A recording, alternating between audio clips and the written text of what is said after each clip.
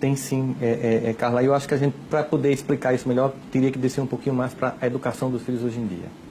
O que é que a gente tem visto? A geração passada de pais, eles nunca se preocuparam em perguntar se a gente os amava.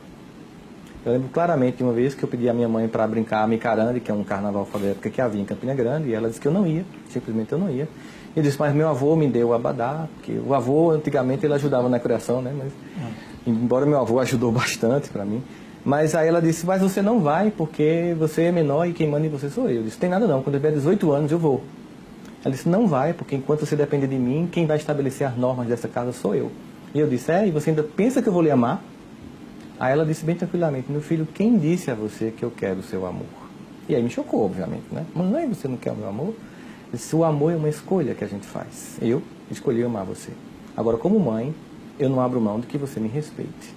Eu só fui entender aquela cena muito depois, fazendo curso de psicologia, eu fui entender que o amor é um sentimento muito sofisticado. E ele precisa de algumas pré-condições na escala dos sentimentos para que ele ocorra. Lembra daquele jargão da matemática, se e somente se? Então, digamos que para amar alguém, eu só amo alguém se e somente se eu respeitar.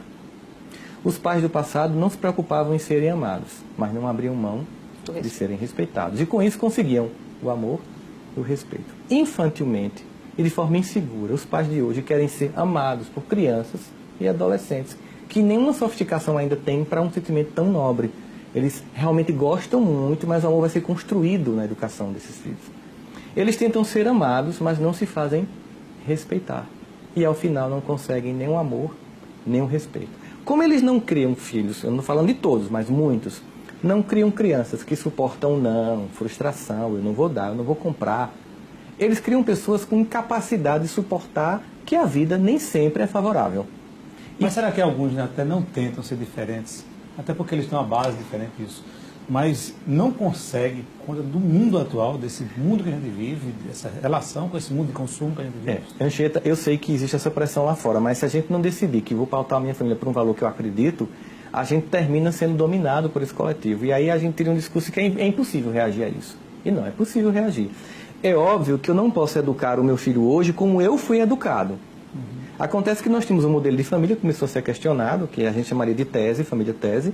Se criou uma antitese, uma antítese, seria um movimento dialético.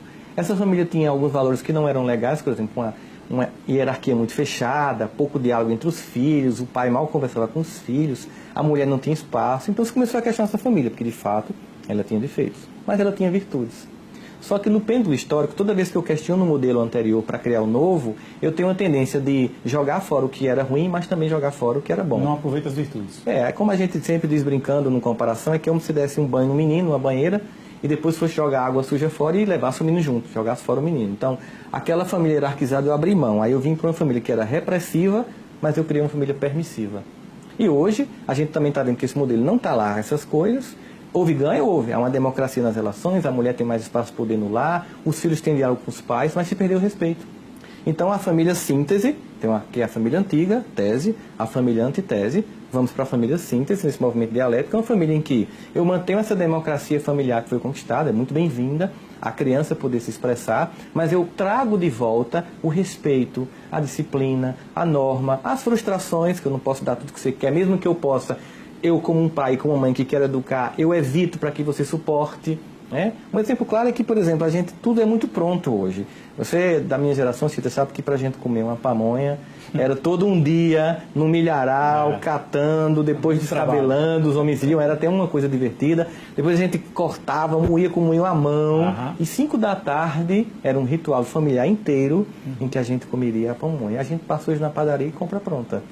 Então, por exemplo, pegar um filho em casa para fazer um bolo é uma boa experiência de trabalhar com ele a resiliência, Carla. De você chegar, vamos fazer o bolo. Bom, em vez de comprar pronto, aí começa, faz ele ali o esforço que dá, a mão que machuca, o tempo de esperar. Tá pronto? Não, tem que esperar esfriar. Ele passa mais ou menos uns 4 horas para comer um bolo. Aquilo é uma experiência rica dele esperar o tempo. Nós temos uma geração ansiosa. E essa geração ansiosa e pouco resiliente, ela tenta tamponar essa falta de afeto, porque se eu não respeito meus pais, eu termino não amando meus pais. E eu vou para relações fragilizadas, inclusive namoros fragilizados. E aí você vê uma jovem acaba o namoro e se suicida. Veja que incompetência emocional, que filha que você criou com tanta incapacidade de suportar a frustração, que é a primeira vez que acaba uma coisa.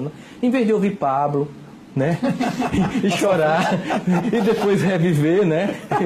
A pessoa vai e se mata. Quer dizer, a gente simplesmente fazia isso, ouvia uma músicazinha, chorava, ficava triste, né? E continuava a vida. Agora as pessoas não podem ter um prejuízo que se destrói. As pessoas não se dão mais ao trabalho de roer um pouco, né? Exatamente.